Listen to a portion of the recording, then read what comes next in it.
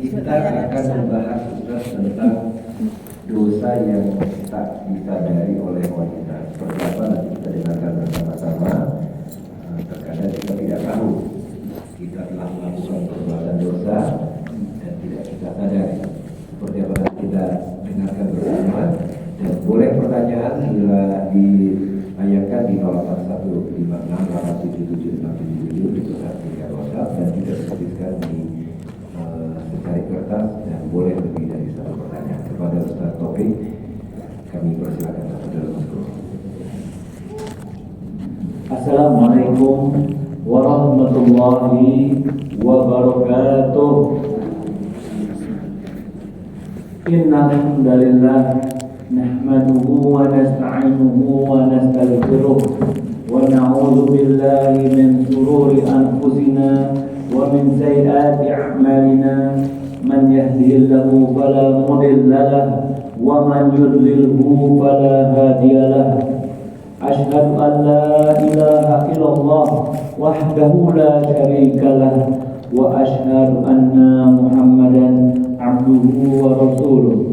Qala Allah Ta'ala ya ayyuhalladzina amanu taqullaha haqqa tuqatih wa la tamutunna illa wa antum muslimun. Allahumma shalli ala Muhammad wa ala alihi wa sahbihi wa man tabi'ahum bi ihsanin ila yaumiddin, amma ba'd. Alhamdulillah, segala puji syukur kita panjatkan atas nikmat yang Allah berikan. Salawat serta salam kita aturkan kepada junjungan kita, teladan kita, Nabi Muhammad sallallahu alaihi wasallam. Pada kesempatan penuh keberkahan ini kita mempelajari bagaimana dosa-dosa yang kadang tidak disadari oleh wanita. Bermanfaatkah buat laki-laki? Tentu bermanfaat jika dia bisa memberitahu kepada pasangannya. Para wanita seperti juga para lelaki, mereka ingin hidup dalam keadaan baik dan bahagia. Sudah menjadi fitrah bagi kita manusia bahwa kita mengharapkan kehidupan yang baik dan bahagia. Lalu bagaimana hal ini dapat kita peroleh? Allah katakan dalam surat An-Nahl ayat 97, "Man 'amila shalihan min dzakarin aw untha wa huwa mu'minun falanuhyiyannahu hayatan thayyibah."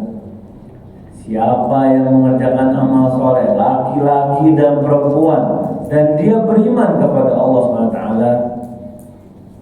Allah berjanji akan memberikan dia kehidupan yang baik di dunia dan di akhirat. Jadi jalan kita ini harus digarisbawahi untuk memperoleh kebaikan hidup di dunia dan di akhirat adalah ketika kita beramal soleh dan beriman kepada Allah SWT. Dan tentu teman-teman yang hadir di sini, yang hadir dari pagi ikut kelas tahsin, yang hadir waktu kelas pengajian, bahkan nanti sampai sore sampai malam, mengharapkan pahala yang besar dari Allah SWT. Namun kita harus perhatikan, sudahkah amal-amal kita diterima di sisi Allah? Karena ketika kita beramal soleh, tidak ada bukti transfernya, tidak ada bukti tanda terimanya. Beda kalau kita transfer uang kan, ada tanda terimanya, ada kwitansi. Tidak ada catatan ketika kita selesai sholat subuh, ada info di WA, selamat sholat subuh Anda diterima. Gak ada. Ketika kita bakti sama orang tua, ada info. Gak ada. Jangan-jangan ketika kita sudah berusaha beramal soleh yang tidak ada infonya diterima atau tidak, di saat yang bersamaan ada dosa-dosa yang malah mengurangi ganjaran pahala kita, bahkan ada yang menghapus ganjaran pahala kita. Nauzubillah. Apalagi di zaman sekarang, di era digital, di mana fitnah begitu mudah tersebar. Kadang kita sulit bedakan, kan? Ini hoax apa bukan? Ini nenek-nenek kok di kandang harimau, kok terjun payung. Ini zaman itu. Ketika kita sudah mulai bingung, ini beneran atau bukan? Bahkan bukan cuma itu, perbuatan-perbuatan yang zaman dulu tabu, nggak berani dilihat orang banyak, sekarang malah jadi tren dan bisa menyebabkan dia jatuh ke perbuatan yang mendapatkan murka Allah SWT. Jadi tentu kita berdoa minta kepada Allah agar bisa masuk surga tanpa dihisab. Semoga Allah izinkan buat kita semua, insya Allah. Tapi jika ditimbang, akan ada ganjaran pahala, akan ada balasan keburukan. Dan amat beruntung orang-orang yang ganjaran pahalanya melebihi ganjaran keburukannya. Tapi hati-hati, karena ruang dosa lebih besar dibandingkan ganjaran pahala kita juga ada. Contohnya para wanita di luar sana yang berlomba-lomba upload di sosial media tanpa menutup auratnya, memperlihatkan auratnya ke jutaan orang, bangga followers Anda dong 2 juta tadi.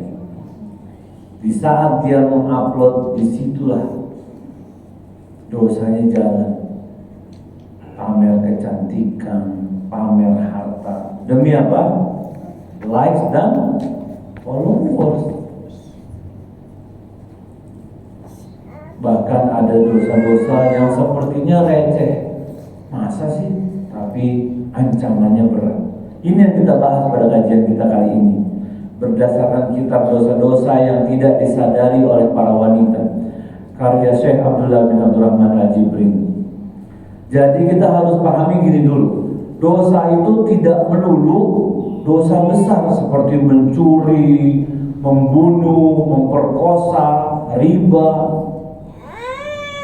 Tapi ada dosa-dosa kecil yang kadang dianggap remeh, seperti membuka aurat, seperti berdandan berlebihan bukan buat mahramnya, atau mencukur alis. Ini bisa menjadi sebab murkanya Allah Subhanahu wa Ta'ala. Itu kan dosa kecil, Ustaz, kata dia. Jangan lihat besar atau kecilnya dosa, tapi lihat kepada siapa kita berbuat dosa. Dan kadang apakah dosa kecil itu tidak bisa jadi banyak, jadi besar? Bisa. Sebagaimana banjir itu berawal dari tetesan air hujan yang kecil kan, tapi ketika terus menerus akhirnya menyebabkan jadi banjir. Jangan sampai kita jadi orang-orang yang sibuk beramal soleh, tapi malah lalai dari dosa-dosa yang tersembunyi. Nah, kita fokuskan kepada pembahasan itu dan semoga Allah mudahkan untuk memahaminya dan mencegah. Jika dulu pernah mengerjakan, sekarang saatnya berhenti dan mulai berubah agar kita menjadi orang yang sadar. Yang pertama adalah ketika seorang wanita pergi ke tukang sihir, pergi ke dukun, pergi ke peramal. Memangnya masih ada Ustaz wanita pergi ke dukun? Bu, zaman sekarang namanya udah bukan dukun. Apa namanya? Orang pintar bukan juga, itu ketahuan angkatannya tuh. Paranormal juga udah lewat. Sekarang pun namanya coach spiritual. Coach spiritual namanya. Ibu ini auranya sepertinya miskin, enak aja ya kan? Siapa ini? Nah, dosa yang kita tidak sadari seperti ini. Contohnya yang lain, ketika waktu masih muda, siapa yang dulu langganan majalah dan pertama yang dibuka halaman bintang, zodiak, Cancer, Scorpio, keuangan kembang kempis katanya, asmara membara, masya Allah. Apalagi satu lagi? Apa Bu? Satu lagi Bu? Keuangan sudah. Kesehatan, batuk pilek. Ngakunya awalnya apa? Buat iseng aja, Ustaz. Tapi kok rutin bacanya. Dan kalau ramalannya bagus, iya ini benar juga nih katanya. Tapi kalau jelek bilangnya, kita beli lagi bulan depan katanya. Hati-hati nih buat akhwat nih. Jangankan percaya, kita pergi ke peramal, pembaca kartu tarot, baru datang dan bertanya akan suatu masalah, sholatnya akan menyebabkan tidak diterima selama 40 hari. Dalam hadis riwayat Muslim, Rasulullah SAW mengatakan, man ata'arraf, siapa yang datang ke peramal, fasa'alahu an syai'in, dan dia bertanya tentang satu perkara, lam tuqbal lahu salatun arba'ina lailah, maka tidak diterima sholatnya 40 hari 40 malam. Maksudnya apa?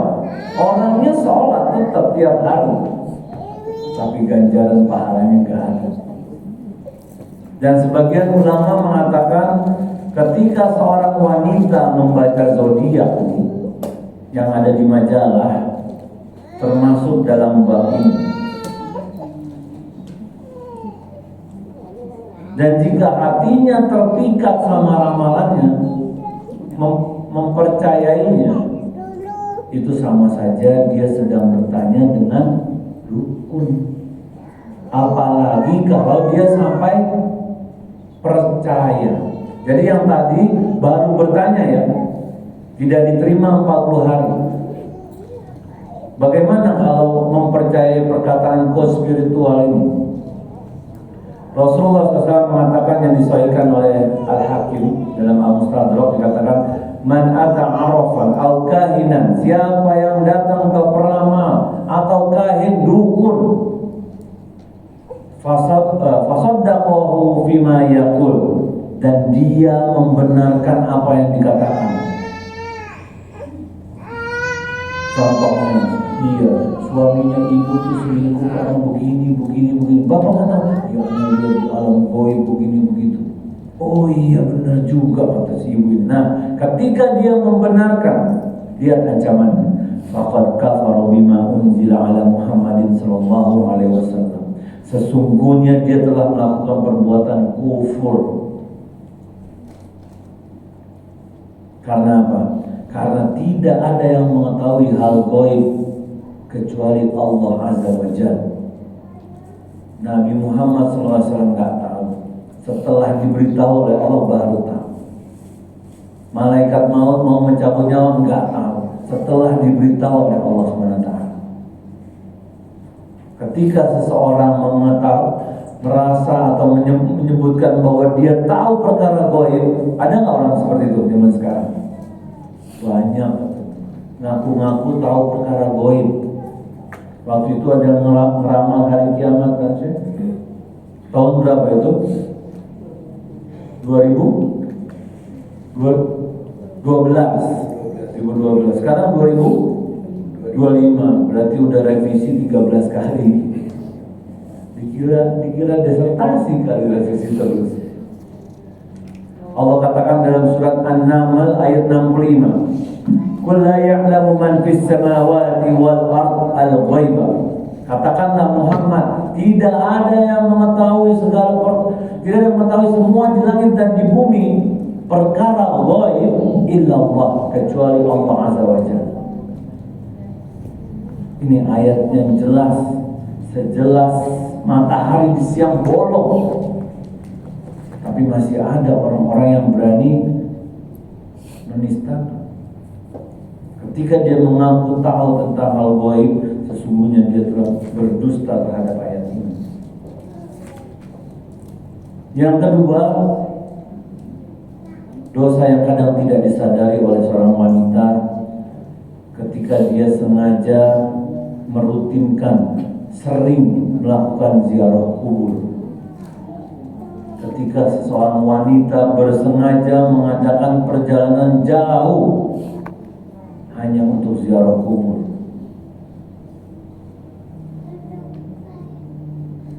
Dalam satu hadis Rasulullah SAW mengatakan, la'ana Rasulullah SAW zawaratil kubur.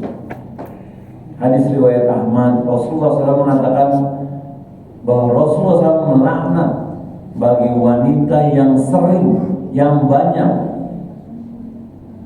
berziarah kubur. Karena hukum awalnya nih, ziarah kubur bagi wanita pernah dilarang oleh Rasulullah SAW. Dikatakan dalam hadis, inni kuntum nahaitukum an ziyaratil kubur. Dulu aku pernah melarang kalian para wanita untuk ziarah kubur. Fazuruha. Kemudian kalian diperbolehkan untuk ziarah kubur. Fa innaha tudzakirul akhirah. Karena ziarah kubur bagi wanita juga mengingatkan perkara akhirat. Sebagian ulama mengatakan wanita dilarang melakukan sering, Bu ya. Ini kata kuncinya sering atau merutinkan. Dilarang sering berziarah kubur karena hatinya lemah, mudah menangis. Dikhawatirkan kalau dia sering berziarah kubur, dia akan menangis di kuburan. Akhirnya dia larut dalam kesedihan yang terus menerus. Kemarin ada yang nanya di Jakarta, di Jaksel, Ustaz, aneh tiap hari ziarah kubur, kata si ibu. Kenapa, Bu? Aneh sedih, Ustaz, anak satu-satunya umur 6 tahun diambil sama Allah. Dan ini masuk ke pasal ini.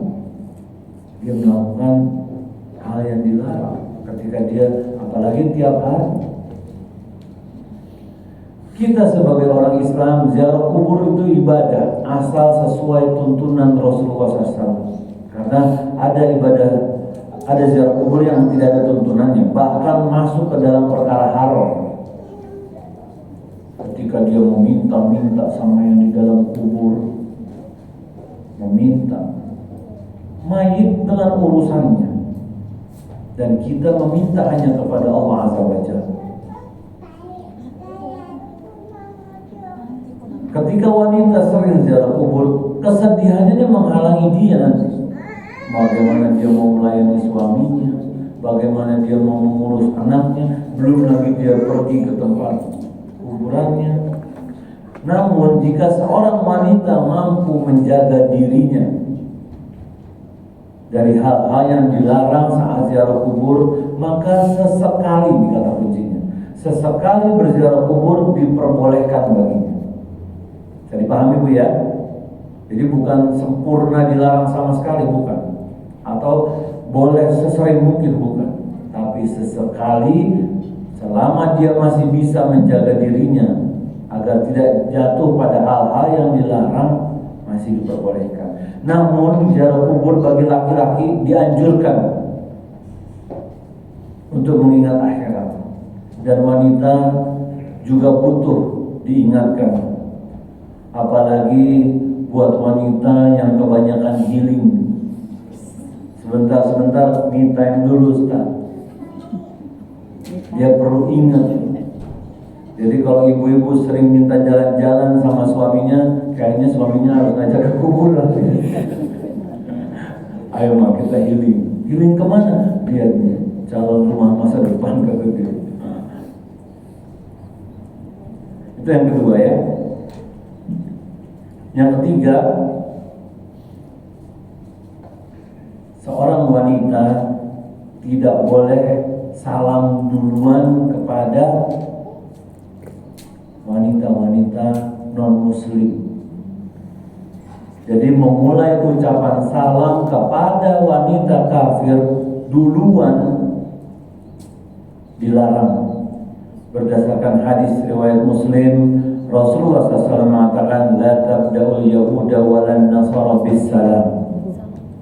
Janganlah kalian memulai ucapan salam kepada orang Yahudi dan Nasrani dan agama lain. Begitu juga mengucapkan perayaan-perayaan mereka dilarang. Semua ini haram untuk dilakukan karena termasuk perbuatan loyal kepada para musuh-musuh Allah. Iya kan? Ketika mereka bukan Islam, tandanya ada yang berani mengatakan Tuhan ada 3 kata mereka, ada yang nyembah patung, nyembah ini. Mereka adalah musuh-musuh Allah.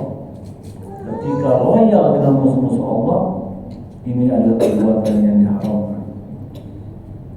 Namun ingat, bukan berarti ketika kita dilarang untuk salam duluan, berarti kita jadi julid kepada non-muslim. Ini perbuatan salah. Bisa dipahami Bu ya? Kita tetap sebagai muslim harus baik sama mereka, menunjukkan akhlak yang baik. Karena kalau kita lihat di sirah, kisah kehidupan Rasulullah SAW, Nabi SAW pernah punya seorang pembantu seorang pemuda. Agamanya apa Bu? Ada yang tahu? Ada hadiahnya nih. Ada yang jawab? Yang jawab dapat hadiah nanti. Minta ke panitia. Agamanya Yahudi. Ketika pemuda ini sakit, Nabi SAW pemimpin nih, kepala negara, masih menyempatkan untuk besuk, datang. Dan padahal pembantunya non-muslim. Jadi jangan salah paham, ketika kita dilarang mengucapkan salam duluan, bukan berarti kita jadi ketus, jutek, cemberut aja. Awas-awas kafir, jangan. Islam tetap mengajarkan kita untuk berperilaku baik. Namun ada norma-norma, ada tata caranya. Dengan kita dilarang mengucapkan salam terlebih dahulu. Ustaz, bagaimana kalau dia salam duluan? Ada ulama yang mengatakan ketika dia salam, kita boleh membalas salamnya bentuk keadilan. Karena kita sebagai orang Islam harus adil bahkan ke hewan, ke tumbuhan. Tapi kalau ada yang mengatakan, ada yang Anda mau ikut pendapat yang tidak, waalaikum aja, boleh. Jadi kalau misalnya di kantor kita, ya kadang kita punya toko roti atau kita punya kafe ya, datang orang non muslim, nggak boleh kita assalamualaikum, nggak boleh. Karena apa? Karena assalamualaikum ini adalah doa keselamatan di akhirat. Semoga Allah berikan kita keselamatan. Sedangkan menurut Islam, kita berpegang teguh ketika seseorang meninggal dalam keadaan kafir, dia akan mendapatkan hukuman dari Allah dan kekal di neraka. Tidak ada keselamatan baginya di akhirat nanti. Namun boleh nggak kita mengucapkan kalau berjumpa dengan mereka, apa kabar ya? Boleh. Ketika kita dianjurkan bersikap ramah kepada orang non-muslim, apalagi kalau tujuan kita menunjukkan akhlak bahwa orang Islam ini akhlaknya baik, agar mereka tertarik sama Islam. Kalau kita lihat di sosial media, banyak orang-orang kafir di negeri barat sana yang masuk Islam gara-gara apa? Terkesan dengan akhlaknya seorang Islam. Nah, ketika mengucapkan salam duluan aja dilarang, apalagi berkasih sayang, menjadikan mereka bestie ya. Gak bisa dipungkiri, bisa jadi dulu kita di SMP negeri kan, atau kuliahnya kuliah negeri. Kita punya teman kenalan orang-orang non-muslim yang kadang jadi puluhan tahun jadi sahabat. Ini dilarang. Kalau cuma punya kenalan yang kita simpen nomor handphonenya boleh. Tapi kalau jadi orang yang kita sering chat, kita WA, kita like postingannya, kita follow, nggak boleh. Kita akan terbawa. Kata siapa? Rasulullah SAW katakan, ar-rajulu ala dini khalil. Seseorang tergantung agama temannya. Falyanzur ahadukum man yukhalil. Maka perhatikan dengan siapa engkau berteman. Kita berteman sama orang hobi mancing. Kira-kira gosong nggak badan kita? Mancing terus. Kita berteman sama orang yang senang ke masjid atau DKM masjid. Kalau janjian di mana kira-kira? Di masjid. Kalau ibu-ibu berteman sama orang yang hobi jalan-jalan, ya jalan-jalan terus. Kemudian ada yang mengatakan begini, Ustaz, aneh punya Ustaz, sahabat non-muslim kata dia. Tapi nggak pernah tuh dia ngajak aneh pindah agama. Bu, catat baik-baik. Cara mereka mengajak kita agar kita masuk ke agama mereka bukan dengan cara ayo sini pindah, tapi dengan meminta kita, dengan mengajak kita meninggalkan ajaran agama kita. Itu cara mereka. Bukannya ayo sini agama kita ini lebih baik loh, enggak. Tapi kita dibuat meninggalkan ajaran agama kita. Dan lihat zaman sekarang, betapa banyak muslimah yang mengikuti gaya-gaya atau cara hidup orang kafir. Kemarin di Jakarta ada konser warna-warna gitu. Ini yang hadir, subhanallah, penuh sampai macet ini. Daerah Senayan. Kata istri Ana, ini perempuan-perempuan yang konser, pakaiannya pakaian tidur, nggak laki, nggak perempuan yang hadir di situ, nggak muslim, nggak non muslim, yang pakai jilbab ada juga di situ. Ana isi kajian, ada ibu-ibu bilang ini, iya ini ada di situ Ustaz. Mengidolakan penyanyi, selebgram, akhirnya apa? Terbawa. Apalagi ketika berkasih sayang dan bersahabat dengan mereka. Karena pola pikir mereka, pandangan hidup mereka berbeda dengan kita.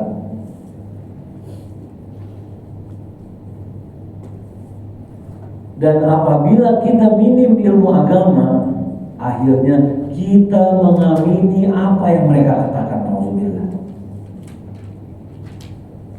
Karena kadang gini, contohnya nih, ada seorang ibu-ibu, temannya 3 orang non muslim dari Jakarta mau ke Jogja, berangkatnya habis zuhur, asar baru sampai di Cirebon. Dia udah masuk waktu asar nih. Dia mau ngajak berhenti, gak enak lah, nanti kapan sampai Cirebonnya, sampai Jogjanya. Tapi kalau berhenti dia bisa sholat. Akhirnya udah nanti aja, asarnya bareng sama maghrib. Karena gak enak. Enak aja asar sama maghrib. Apa? Oke.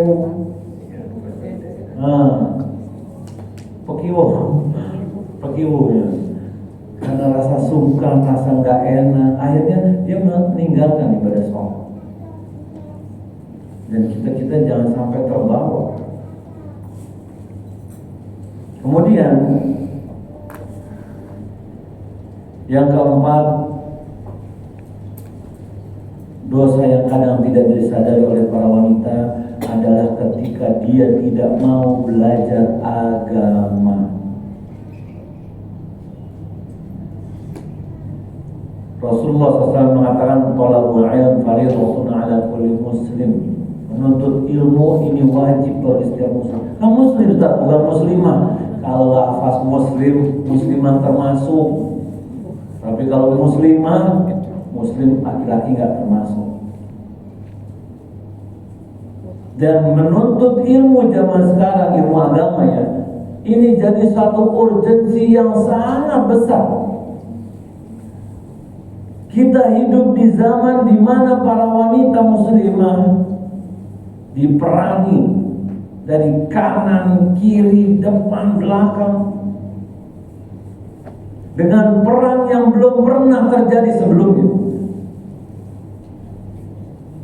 Tujuannya untuk menjatuhkan kehormatan wanita, menghilangkan rasa malunya, menghilangkan keimanannya, menghilangkan keutamaannya. Ada nggak ibu-ibu yang sadar akan hal ini? Enggak sih, kita kayaknya fine-fine aja. Bagaimana mungkin kita diperangi sekarang? Bu, para pemikir barat, orang-orang orientalis, mereka mengatakan begini: jika ingin menghancurkan suatu bangsa, suatu umat, maka hancurkanlah kaum wanitanya. Dan itulah, and that's exactly what they are doing right now. Dan itulah yang sedang mereka lakukan saat ini. Zaman udah beda. Zaman dulu wanita kalau tiba-tiba perangainya buruk, tahu nih habis main di mana dia. Oh, dia habis main sama janda itu tuh yang suka pergi malam gini-gini, makanya dia jadi begini juga kelakuannya. Itu zaman dulu. Zaman sekarang hal-hal buruk dan kerusakan bisa terjadi pada seorang muslimah walaupun dia berdiam diri di rumahnya. Kehancuran bisa terjadi di dalam genggaman tangannya nih. Hati-hati bu sama ini, kelihatan ya? HP. Hati-hati sama HP. Ketika dia scrolling di sosmed, duduk di depan MacBooknya, lihat Netflix, lihat drakor yang jauh dari norma dan value yang dijunjung dalam agama Islam. Kalau wanita nonton drakor, itu lihat tuh bagaimana laki-laki dan perempuan pacaran, bagaimana laki-laki pipinya merah-merah, ya kan? Akhirnya apa? Dia berpikir, ya lumrah lah pacaran, ya lumrah lah laki-laki begitu, tulang lunak. Hati-hati. Ketika kita tersibukkan dengan sosial media yang perannya sangat besar dalam menyebarkan tren pemikiran, gaya hidup, ini sosial media kebanyakan sekarang, sehingga pola pikir orang-orang non-muslim masuk ke dalam hati seorang muslimah. Dan siapa yang menguasai sosial media? TikTok non-muslim, Facebook non-muslim, Instagram, sebutkan semua. Mereka orang-orang non-muslim. Ketika sering terpapar dengan hal-hal yang bertentangan dengan syariat, mereka menganggap lama-lama lumrah. Bahkan zaman sekarang, zaman dulu nggak ada ibu-ibu pakai jilbab formasi piramid joget-joget depan tripod, nggak ada zaman dulu. Zaman sekarang gimana bu? Banyak.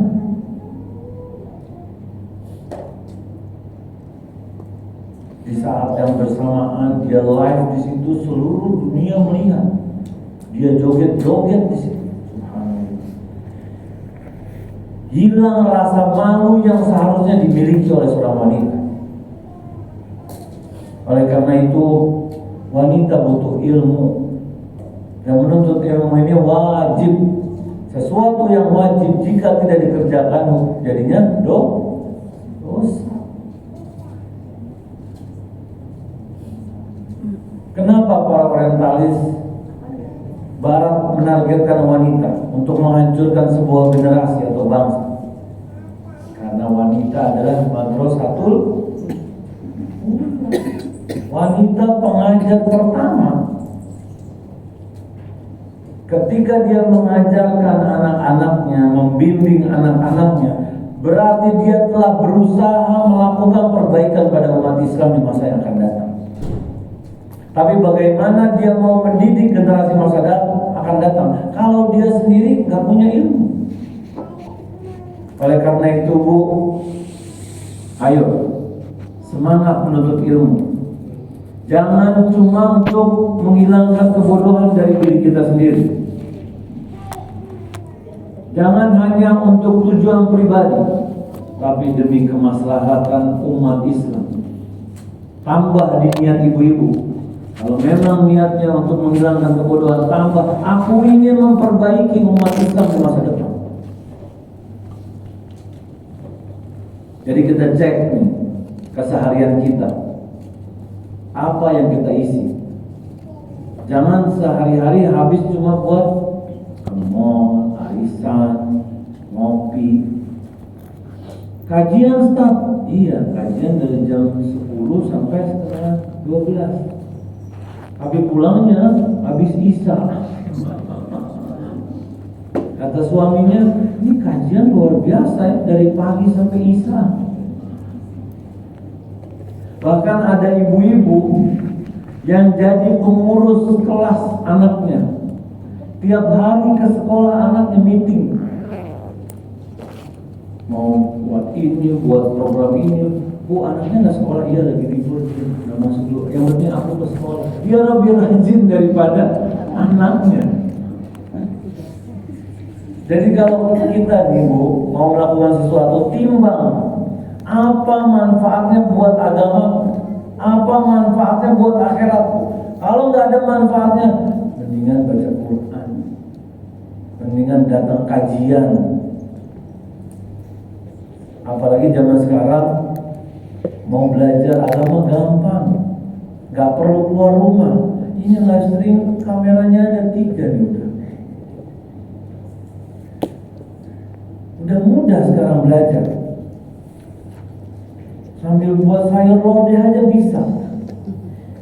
Jadi nggak ada alasan buat wanita untuk jahil atau bodoh dalam perkara agama. Mesti belajar bagaimana fikih wanita. Apa itu darah haid, apa itu darah istihadah, bagaimana nifas, apa penyebab nifas selesai. Oh, nggak sholat, iya lagi haid. Lah udah 2 tahun nggak sholat, iya haid 2 tahun. Nggak tahu dia bedanya darah haid sama darah istihadah. Kan bahaya ini. Selanjutnya,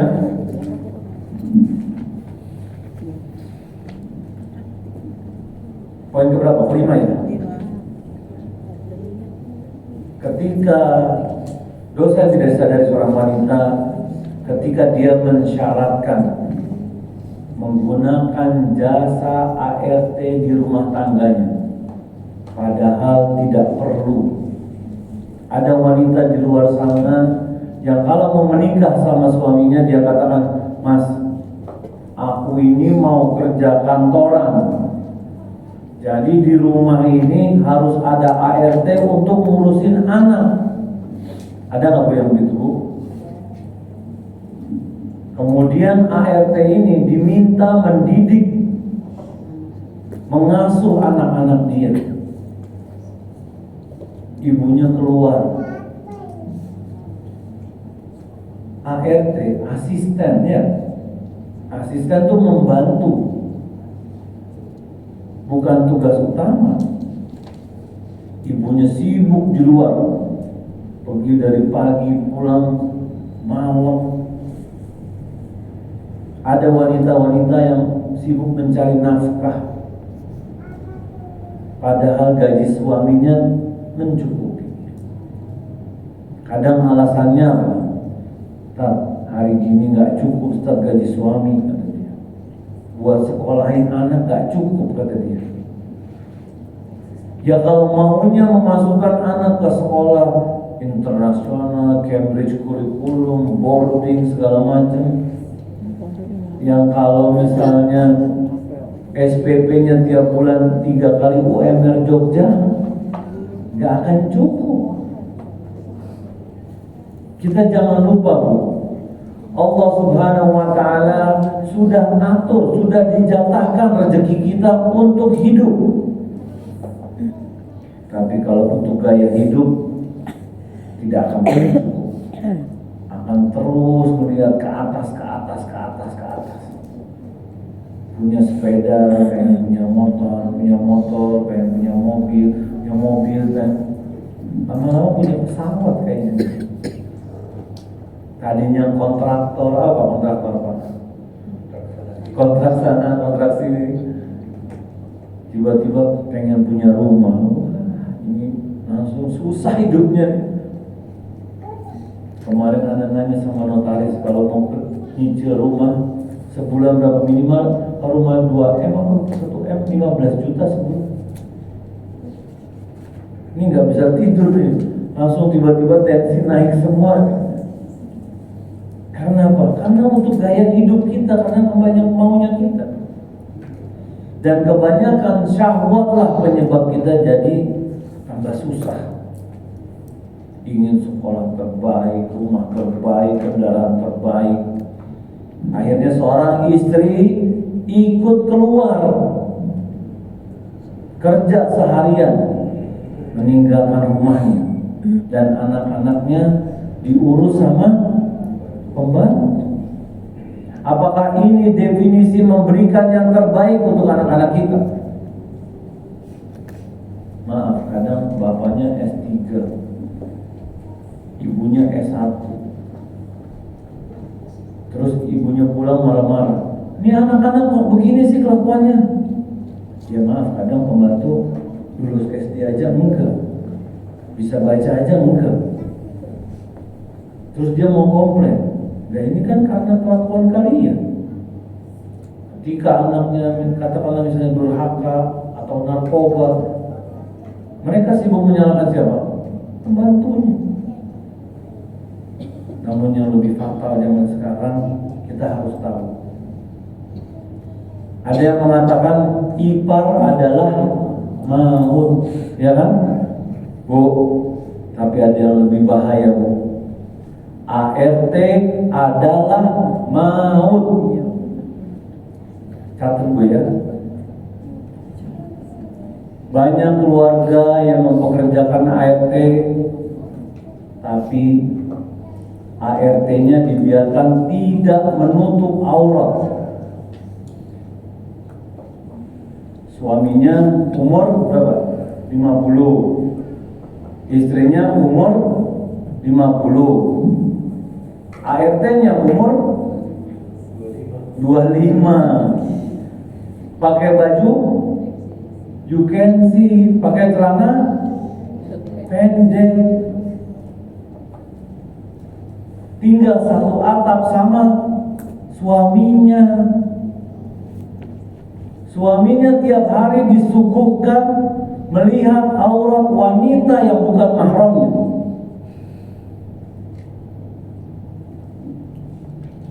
Lalu ada saat-saatnya si istri mesti keluar rumah kan, mau ke pasar Beringharjo dulu sebentar. Suaminya lagi work from home, kerja. Apa yang terjadi? Ditinggalkanlah si ART yang tidak tutup aurat bersama dengan suaminya. Jadi bahaya nih, Bu. Bukan ipar adalah maut lagi sekarang, ART adalah maut. Kalau ipar kadang kalau kita ke rumah mertua, ya kan, atau dia datang ke tempat kita, ini ART satu rumah. Jangan terasa aman, Bu. Tenang, Ustaz. Suami anak orang alim, orang PKS, panitia kajian,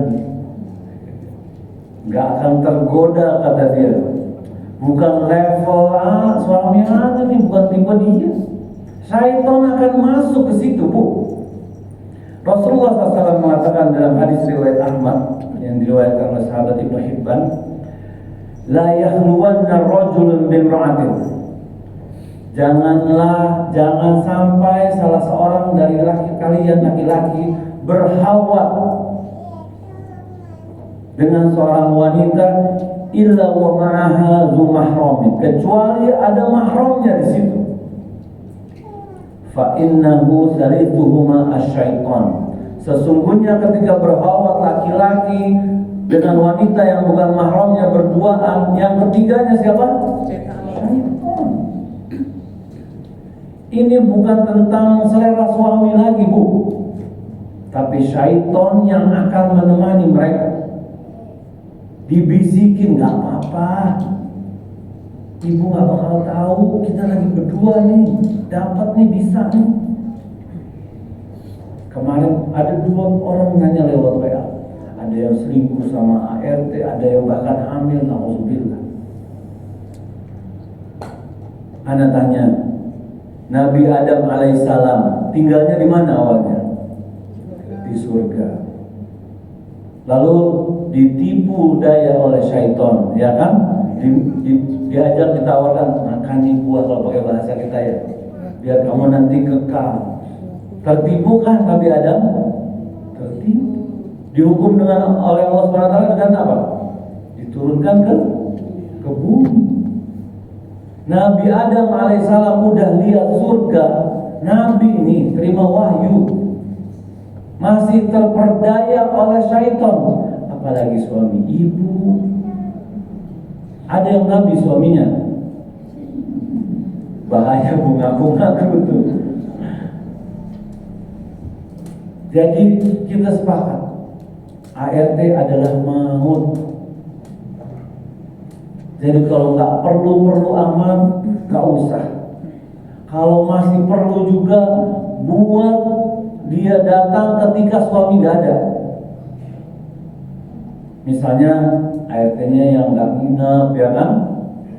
Atau misalnya suami berangkat kerja jam 8, ART-nya baru datang jam 9. Suami pulang kerja jam 5, ART-nya asar udah pulang. Jadi nggak ada waktu berinteraksi dengan suaminya. Jangan sampai kita tertipu, dan ini bahaya. Dosa yang tidak disadari oleh para wanita yang selanjutnya, ketika dia pergi, seorang wanita ya, ini yang terakhir ya, saya jawab banyak pertanyaan. Nah, mungkin ini singkat aja. Ketika seorang wanita pergi ke negara kafir tanpa uzur, dengan alasan apa? Healing, staycation, honeymoon. Bahkan dia pergi healing ke negeri non-muslim. Tat, anda mau ke Jepang, Tat, mau lihat bunga apa, Bu? Sakura. Di YouTube bisa Pak, cuma melihat kan? Dan ini hal yang sering dilalaikan oleh para wanita. Dan wanita nggak sadar akan hal ini. Dan ini termasuk dosa besar karena ada ancamannya. Dosa itu menjadi dosa besar ketika ada ancaman. Ulama berfatwa, safar ke negeri kafir tidak boleh kecuali dengan alasan yang diperbolehkan oleh syariat. Dan rekreasi, jalan-jalan bukan alasan yang diperbolehkan oleh syariat.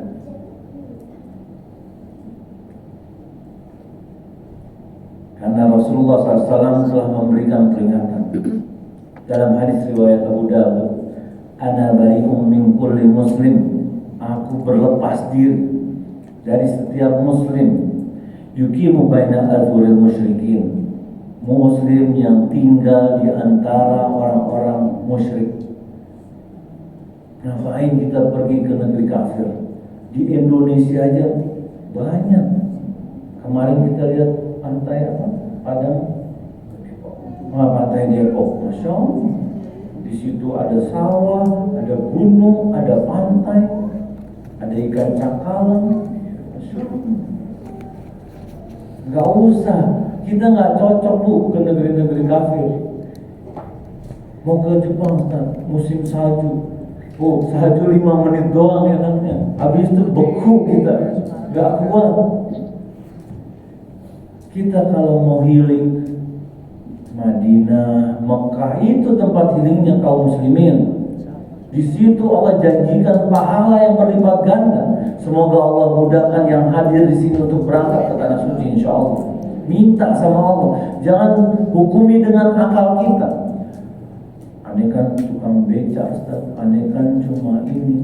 Bu, baru setengah jam yang lalu, enggak nih, 1 jam setengah nih, Ana baru dari Muntilan.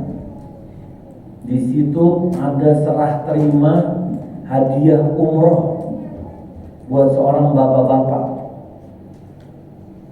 Karena apa? Karena bapak-bapak ini begitu ikhlas bersedekah. Dia nggak punya apa-apa, tapi dia keliling ngumpulin botol-botol plastik, dikumpulkan sama dia, dibawa ke masjid ini dijual. Kadang dia punya makanan apa sedikit dibawa ke masjid.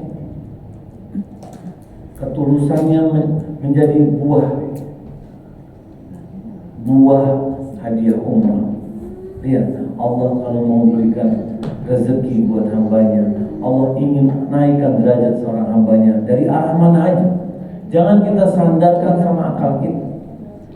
Dan semoga Allah jaga kita.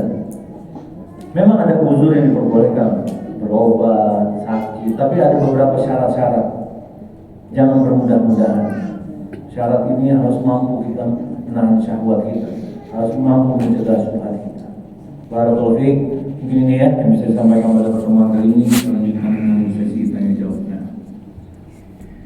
Baik, terima kasih jazakallahu khairan diucapkan kepada Ustaz Taufik yang telah begitu banyak memaparkan tentang dosa-dosa, nasihat-nasihat yang telah diberikan, dosa-dosa yang bisa disadari oleh wanita. Dan sudah masuk ini pertanyaan-pertanyaan yang masuk ya. Tapi ini kita ingatkan jangan seperti ini ya. Ini sudah kertasnya kecil, tulisannya kecil ya kan. Ini susah, saya udah pakai kacamata masih belum bisa terlihat ini. Kita baca dulu. Dari pesan singkat juga banyak kan. Ya.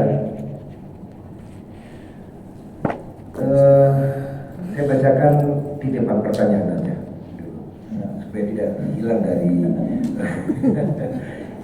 ingatan saya. Ustaz, Ustaz, apakah seorang wanita yang tidak berkenan melayani suaminya ya di malam hari ya karena alasan capek, sakit ya kan, ya flu batuk itu tadi ya kan. Apakah ini ada alasan syar'i yang memperbolehkannya seperti itu? Karena kita ketahui Ustaz, malaikat akan melaknat ya wanita yang tidak ingin melayani suaminya.